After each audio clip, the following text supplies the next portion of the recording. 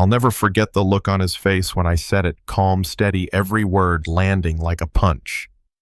My family owns 70% of this airline. For a second, the whole cabin went silent. The flight attendant froze mid-step, and the man who had been trying to get me thrown out of first class for the last 20 minutes, his face just drained of color like someone had yanked the plug on all that smug energy. That morning had started out like any other business trip for me. Well, business trip sounds fancier than it really was. I'm 19, a junior at a top finance program, and I'd been invited to sit in on a high-profile meeting in New York on behalf of my dad's company, Williams and Sky Holdings. The ticket was a first-class seat from Phoenix to New York. I was in a navy suit, my laptop in my messenger bag, my pass in hand. Walking into the airport, I could feel the heat outside, but inside the air was cool and the lines were moving. I headed straight to the priority check-in, handed over my ID, and the woman behind the counter gave me this look like I had walked into the wrong house. "Sweetheart, economy check-in is over there," she said, pointing at the long line snaking around a pillar. I didn't flinch, just slid my first-class ticket back toward her. "No, I'm in the right line. I have a meeting in New York this afternoon." Her eyebrows shot up, she checked my info, and suddenly the sugary smile returned, but it never touched her eyes. I'd seen that look more times than I could count. My dad's voice echoed in my head, something he'd told me when I was 13. "Son, no matter how much you achieve, some people will always see your skin before they see you. Your job isn't to get angry, it's to prove them wrong every single time." Boarding went smoothly at first. I was one of the first on settling into my seat, pulling out my notes. Then he showed up. Late 50s, silver-streaked hairsuit that screamed money. He stopped dead when he saw me. "I think you're in my seat," he said, not even checking his boarding pass. I looked up. 2A. "Yours is 3C, he snapped, pointing to the other side of the aisle. Then with this little smirk, I meant, "You're in the wrong section. This is first class." "My ticket is for first class," I said, keeping my voice even. That's when he raised his hand like he was hailing a cab. A flight attendant hustled over Melissa. He didn't even glance at me as he said, "I think this young man has wandered into the wrong cabin." Melissa turned to me, smile tight. "Boarding pass, please." I handed it over. She looked at it longer than necessary, then asked for ID. When she finally nodded, she almost sounded disappointed. "Everything's in order. My apologies for the confusion." But the man wasn't letting go. "Check again. I paid $3,000 for this seat. I'm sure there's an empty seat in economy where he'd be more appropriate." I could feel the eyes on me, some avoiding eye contact, some just plain curious.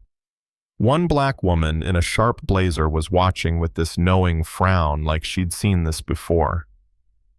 Melissa refused to move me, but he wasn't backing down. "Then get me your supervisor. Or better yet, call the CEO. I'm a platinum member and I've never been treated like this." And then he said it. "People like you don't belong in first class." You could feel the temperature drop in that cabin. My chest was tight. My father's lessons were there, but so was this raw, tired anger. So I smiled. "Actually, I said my family owns 70% of this airline.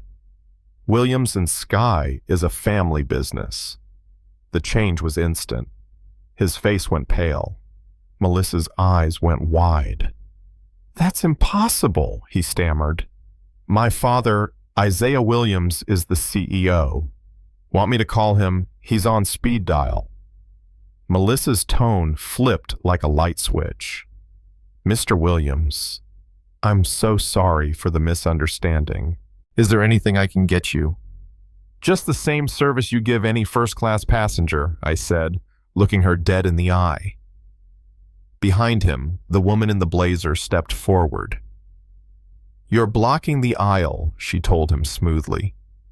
Then to me, Amara Thompson, Thompson Media Group. Your father must be proud. The whispers started almost immediately. People sneaking glances, some impressed, some uncomfortable. My phone buzzed. It was Dad. I just got an alert about a disturbance on your flight. You all right? Yes, sir. The usual. Handle it. Like you taught me.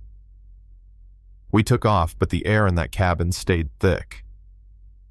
Walter, that's his name, was stiff in his seat, but I caught him glancing at me now and then like he wanted to say something.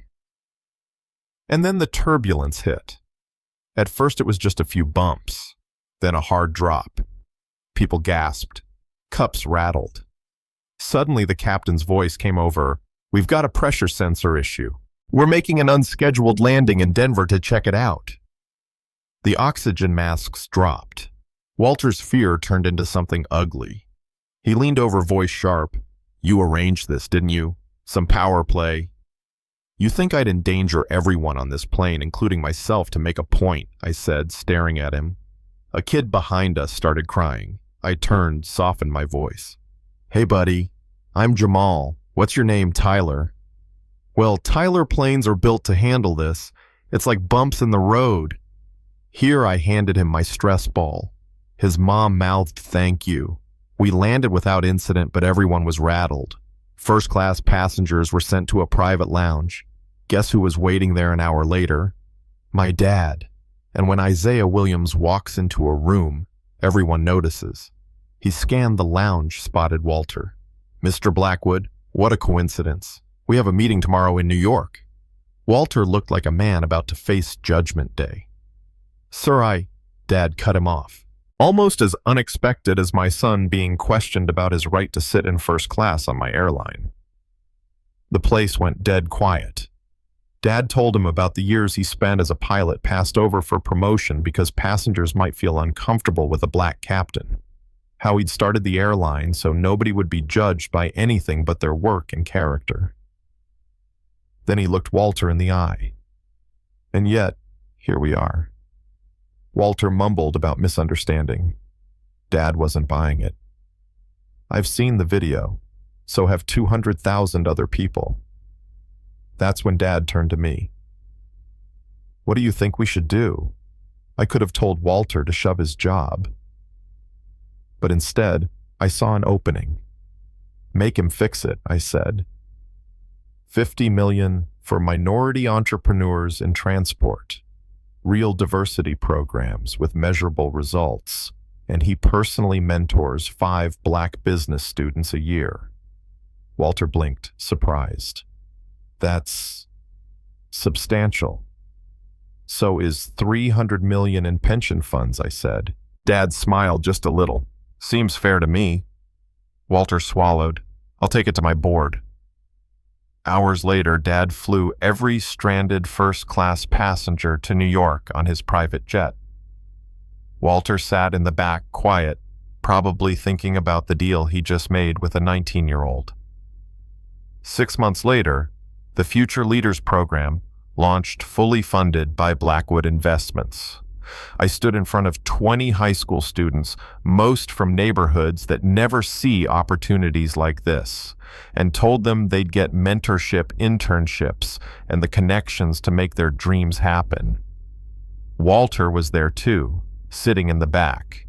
He'd hired more minority analysts, put real diversity in his leadership. And yeah, he mentored those 5 students. Did it change who he is at the core? I don't know. Maybe, maybe not. But systems change when you tie action to accountability. 2 years later, I was in first class again, heading to Chicago. A young white guy across the aisle kept glancing at me. Finally, he said, "You're Jamal Williams, right? From that video." Man, that changed how I think. Made me check my own assumptions. I shook his hand. Glad to hear it. See, my dad always said the best way to answer prejudice is with undeniable excellence.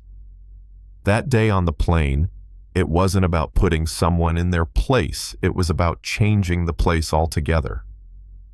So tell me, if someone tried to push you out of a seat you earned, would you fight for it in the moment? Or would you find a way to make sure the next person never has to fight at all? Drop your answer in the comments, because this is one of those conversations we can't afford to stop having.